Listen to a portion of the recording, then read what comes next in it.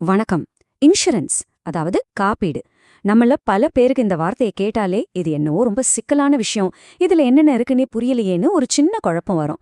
ஆனா கவலையே வேண்டாம். அடுத்த சில நிமிஷத்துல இந்த காப்பீடுனா என்ன, அதுல என்னென்ன வகைகள் இருக்குன்னு ரொம்ப சிம்பிளா உங்களுக்கு புரியுற மாதிரி நாம பார்க்க போறோம். வாங்க இதை என்னென்ன டீட்டெயிலா பார்க்கலாம்.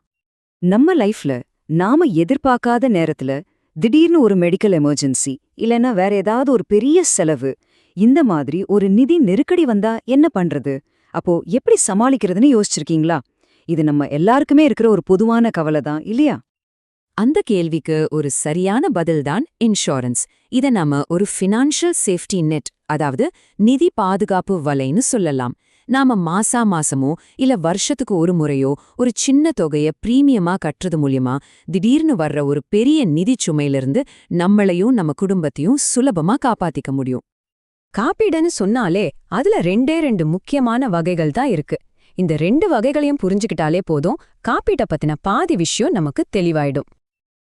அந்த 2 வகைகள் என்னன்னு பாத்தீங்கன்னா, ஒன்னு லைஃப் இன்சூரன்ஸ் அதாவது ஆயுள் காப்பீடு, இன்னொன்னு ஜெனரல் இன்சூரன்ஸ் அதாவது பொது காப்பீடு.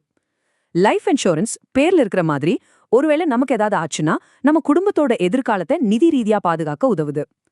ஜெனரல் இன்சூரன்ஸ்னா நம்ம உயிரோட இருக்கும்போதே நம்மளோட சொத்துக்களை, நம்ம ஹெல்த்த, நம்ம வண்டிய, இப்படி மத்த எல்லாத்தையும் பாதுகாக்கிறதுக்கு. சிம்பிளா சொல்லணும்னா, ஒன்னு நம்மளோட ஆப்சன்ஸ்ல நம்ம குடும்பத்துக்கு, இன்னொன்னு நம்ம பிரசன்ஸ்ல நமக்கும் நம்ம உடைமைகளுக்கும். சரி, முதல்ல நாம லைஃப் இன்சூரன்ஸ் பத்தி கொஞ்சம் ஆழமா பார்க்கலாம். நம்ம குடும்பத்தோட எதிர்காலத்தை பத்தி யோசிக்கும்போது இது ரொம்ப ரொம்ப முக்கியமான ஒரு விஷயம். லைஃப் இன்சூரன்ஸோட மெயின் ஐடியாவே என்னன்னா, குடும்பத்துல சம்பாதிக்கிற நபருக்கு திடீர்னு ஏதாவது ஆனா கூட அந்த குடும்பத்தோட நிதி நிலைமை எந்த விதத்திலையும் பாதிக்கப்படக்கூடாது. இதுல நிறைய வகைகள் இருந்தாலும் ரொம்ப பேசிக்கான, அதே சமயம் ரொம்ப முக்கியமான ஒரு வகைதான் டேர்ம் இன்சூரன்ஸ். இந்த டேர்ம் இன்சூரன்ஸ்லயே நம்ம தேவைக்கேத்த மாதிரி 3 முக்கியமான வகைகள் இருக்கு. முதல்ல லெவல் டேர்ம். இதுல நீங்க பாலிசி எடுக்கும்போது என்ன கவரேஜ் தொகையோ அதேதான் கடைசி வரைக்கும் இருக்கும், எந்த மாற்றமும் இல்ல. ரெண்டாவது இன்க்ரீசிங் டேர்ம். இப்போ பணவீக்கம், விலைவாசி எல்லாம் வருஷம் ஏறிட்டே போகுது இல்லையா, அதுக்கேத்த மாதிரி நம்ம இன்சூரன்ஸ் கவரேஜும் ஒவ்வொரு வருஷமும் குறிப்பிட்ட சதவீதம் ஏறிட்டே போகும். மூணாவது டிக்ரீசிங் டேர்ம். இது யாருக்கு ரொம்ப யூஸ்ஃபுல்லா இருக்கும்னா, ஹோம் லோன் மாதிரி பெரிய கடன் வாங்கினவங்களுக்கு. வருஷம் நம்ம கடன் குறையறதுக்கு ஏத்த மாதிரி நம்ம இன்சூரன்ஸ் கவரேஜும் குறைஞ்சிட்டே வரும். ரொம்பவே ஸ்மார்ட்டான பிளான் இது. லைஃப் இன்சூரன்ஸ்னா வெறும் டேர்ம் பிளான் மட்டும் இல்லைங்க. நம்ம வாழ்க்கையோட ஒவ்வொரு முக்கியமான கட்டத்துக்கும் ஒரு சொல்யூஷன் இருக்கு. உதாரணத்துக்கு, உங்க குழந்தையோட படிப்பு, கல்யாணம்னு பெரிய செலவுகளுக்கு இப்பவே பிளான் பண்ணணுமா? அதுக்கு சைல்ட் பிளான்ஸ் இருக்கு. ரிட்டையர்மெண்ட்டுக்கு அப்புறம் மாசம் ஒரு வருமானம் வேணுமா? அதுக்கு பென்ஷன் பிளான்ஸ் ஹெல்ப் பண்ணும். இல்ல எனக்கு இன்சூரன்ஸ் கவரேஜும் வேணும், கூடவே சேமிப்பும் வேணும்னு நினைச்சீங்கன்னா அதுக்கு என்டோமென்ட் பிளான்ஸ் ஒரு சூப்பரான ஆப்ஷன். ஓகே, இப்போ லைஃப் இன்சூரன்ஸ் பத்தி பார்த்தாச்சு. அடுத்து 2வது பெரிய வகை, அதாவது ஜெனரல் இன்சூரன்ஸ் பத்தி பார்க்கலாம். இது நம்ம சொத்துக்களையும் நம்ம ஆரோக்கியத்தையும் பாதுகாக்கிற ஒரு கவசம் மாதிரி. ஜெனரல் இன்சூரன்ஸ்னா என்ன? சிம்பிளா சொன்னா லைஃப் இன்சூரன்ஸை தவிர மத்த எல்லாமே இதுக்குள்ளதான் வரும். இதுல நம்ம எல்லாருமே கட்டாயம் தெரிஞ்சுக்க வேண்டிய, எடுத்திருக்க வேண்டிய ஒரு பாலிசி இருக்கு. அதுதான் ஹெல்த் இன்சூரன்ஸ், அதாவது மருத்துவ காப்பீடு. நம்ம பெரியவங்க சொல்லுவாங்க இல்லையா, நோயற்ற வாழ்வே குறைவற்ற செல்வம்னு. அந்த செல்வத்தை பாதுகாக்கிறதுக்கு தான் இந்த ஹெல்த் இன்சூரன்ஸ். யோசிச்சு பாருங்க, திடீர்னு ஒரு ஹாஸ்பிட்டல் செலவு வந்தா நம்ம வருஷக்கணக்கா சேமிச்சு வச்ச பணம் எல்லாம் ஒரே நாள்ல கரைஞ்சிடும். அந்த மாதிரி ஒரு நிலைமை வரக்கூடாதுன்னா இது ரொம்ப அவசியம்.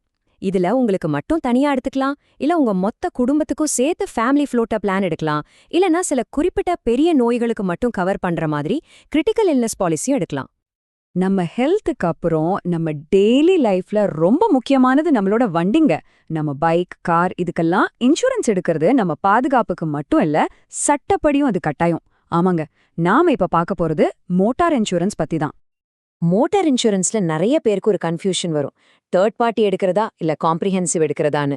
தேர்ட் பார்ட்டி இன்சூரன்ஸ்னா நம்ம வண்டியால ஆக்சிடென்ட் ஆகி மத்தவங்களுக்கு ஏதாவது பாதிப்பு ஏற்பட்டா, அதாவது அவங்களுக்கோ இல்ல அவங்க வண்டிக்கோ சேதமாச்சுன்னா அதுக்கு மட்டும் கிளைம் கிடைக்கும். ஆனா காம்ப்ரிஹென்சிவ் பாலிசி எடுத்தீங்கன்னா மத்தவங்களுக்கு ஏற்பட்ட சேதத்துக்கும் கிளைம் கிடைக்கும், அதே சமயம் நம்ம வண்டிக்கு ஏற்பட்ட சேதத்தையும் சரி செஞ்சுக்கலாம். இதுதான் கம்ப்ளீட் பேக்கேஜ். ஜெனரல் இன்சூரன்ஸ்னா ஹெல்த், மோட்டார் மட்டும் தானான்னு கேட்டா கண்டிப்பா இல்ல. நம்ம கனவு இல்லத்தை பாதுகாக்க ஹோம் இன்சூரன்ஸ் இருக்கு. நீங்க அடிக்கடி டிராவல் பண்றவரா? அப்போ டிராவல் இன்சூரன்ஸ் ரொம்ப முக்கியம். லக்கேஜ் மிஸ் ஆகுறது, திடீர் மெடிக்கல் எமர்ஜென்சின்னு எல்லாத்தையும் இதை பார்த்துக்கும். ஏன், உங்க பிசினஸ பாதுகாக்க கூட பிசினஸ் இன்சூரன்ஸ் இருக்கு. சரி, இப்போ இவ்ளோ இன்சூரன்ஸ் வகைகள் இருக்கு. இதுல நமக்கு எது சரி, அதை எப்படி கரெக்டா செலக்ட் பண்றது? வாங்க பார்க்கலாம். ஒரு 3 சிம்பிள் ஸ்டெப்ஸ் ஃபாலோ பண்ணாலே போதும். ஸ்டெப், உங்க தேவைகளை சரியா கணக்கிடுங்க. உங்க குடும்பத்துக்கு எவ்ளோ நிதி பாதுகாப்பு தேவைப்படும்னு முதல்ல முடிவு பண்ணுங்க. 2வது, 4-5 கம்பெனிகளோட பாலிசிகளை ஒப்பிட்டு பாருங்க. பிரீமியம் எவ்ளோ, என்னென்ன கவர் ஆகுதுன்னு எல்லாத்தையும் செக் பண்ணுங்க. 3வது ஸ்டெப், இது ரொம்ப ரொம்ப முக்கியம். அந்த கம்பெனியோட கிளைம் செட்டில்மெண்ட் ரேஷியோவை பாருங்க. அதாவது வர்ற 100 கிளைம்ல அவங்க எத்தனை கிளைமை சரியா செட்டில் பண்றாங்கன்னு ஒரு கணக்கு இருக்கும். இந்த ரேஷியோ அதிகமா இருந்தா அந்த கம்பெனி நம்பகமானதுன்னு அர்த்தம். நிறைய பேர் இன்சூரன்ஸ் பிரீமியத்தை ஒரு செலவா பாக்குறாங்க. ஆனா உண்மை அது இல்ல, அது ஒரு முதலீடு. உங்க எதிர்காலத்துக்காகவும் உங்க குடும்பத்தோட பாதுகாப்புக்காகவும் எல்லாத்துக்கும் மேல உங்க மன நிம்மதிக்காகவும் நீங்க செய்யற ஒரு முக்கியமான முதலீடு. அப்போ உங்க நிதி பாதுகாப்பை உறுதிப்படுத்த நீங்க தயாரா? இந்த விஷயங்கள் எல்லாம் தெரிஞ்சுக்கிட்டதுக்கு அப்புறம் உங்களுக்கான சரியான இன்சூரன்ஸை தேர்ந்தெடுக்கிறதுக்கான முதல் அடியை நீங்க எடுத்து வைப்பீங்கன்னு நம்புறேன். மறக்காதீங்க, உங்க பாதுகாப்பு உங்க கையில தான் இருக்கு.